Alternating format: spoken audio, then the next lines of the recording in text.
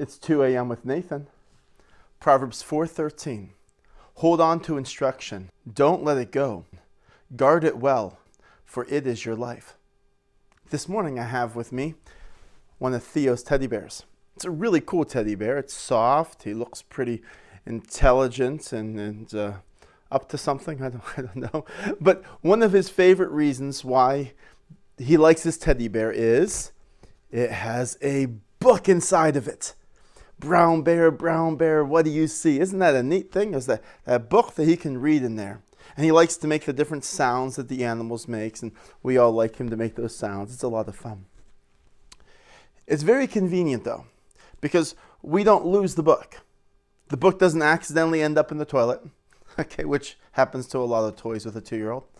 The book doesn't accidentally become a ramp for the kids to race cars over, which happens to other toys in our house.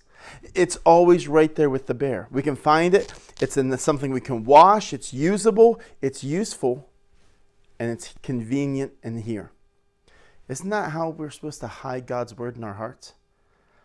I have hidden your word in my heart so that I do not sin against you.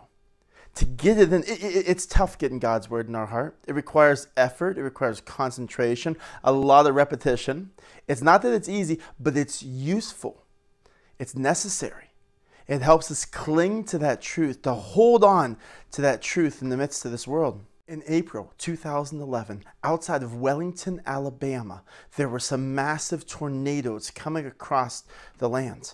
And they were destroying stuff and wreaking havoc. And there was a family called the Hardy family that realized last minute that they were too far from any permanent structures to take shelter in.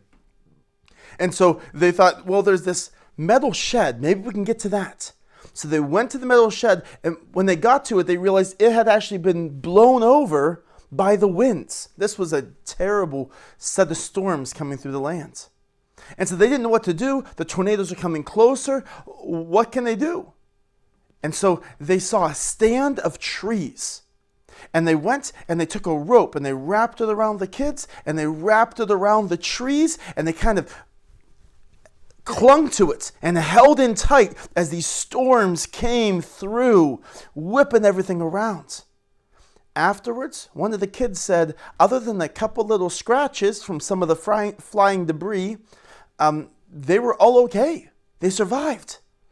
How tight would you have wrapped that rope around your family? How tight would you have clung to it, knowing it means life or death? As we think about in life, there's all kinds of tornadoes and storms that come through, isn't there? There's bad teaching. There's bad reasoning. There's bad theology or understanding of God. There's all kinds of lies, and everyone has an opinion, and most of the time they post them online on places like Facebook and on YouTube. It's everywhere. And there's no sirens going off to warn us about them. There's no text alert saying, hey, some bad thinking's coming your way. In fact, the only way we're really going to be able to do it is if we act like this bear. And we start by hiding God's word in our heart even today. So that when that storm comes, I have that word of God close. I'm clinging to it. It's wrapped around me. It's wrapped around my family, wrapped around my marriage. And we can hold on in the midst of the storms. So here's the challenge. As you go throughout the day today, take God's word and wrap it around you. Wrap it around your family. Wrap it around your husband or your wife. Wrap it around your life. Because as we cling to that word of God, it'll hold us safe. It'll hold us secure in the midst of the storm. You can start by memorizing Proverbs 4:13 with me. Memorize that today. But memorize God's word each day.